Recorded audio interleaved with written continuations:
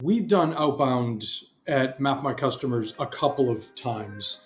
And so I'm non-founder CEO. I jumped in, and at the end of 2020, when I got there, we had a BDR team.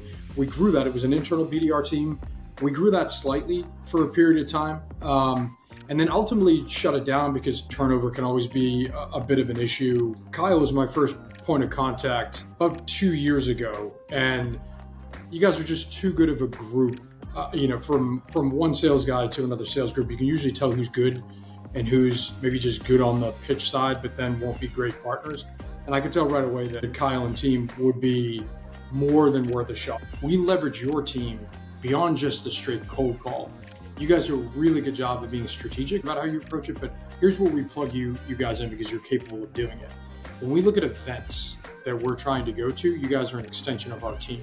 And so you guys are able to take the collateral, the content that we produce, you guys put your own spin on it because you're good at what you guys do. And then you're able to help drive attendance on things that we're investing a lot of time and energy into. If you guys were to just disappear tomorrow, we'd have a gap in our outbound engine.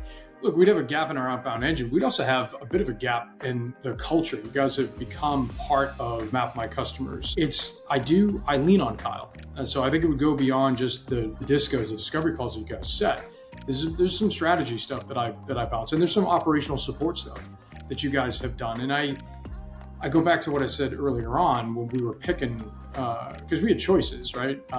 And when we were picking one, it just felt like you guys had that entrepreneurial vibe that we had. And why that was important is because if I asked for something, I didn't want to get nickeled and dimed. I didn't want change orders.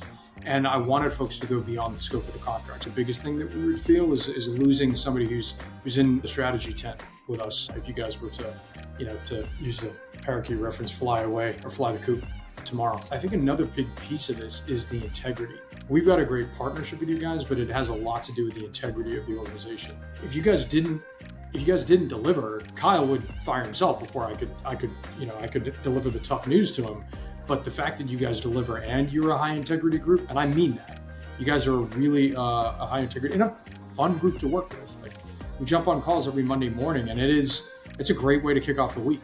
And I'm not blowing smoke. I know it sounds like a soundbite, but it's a legitimate sort of praise of your team. So that's what I would tell the CEO is like, look, our numbers have been really good, and they're just a great group to work with, and everybody gets that.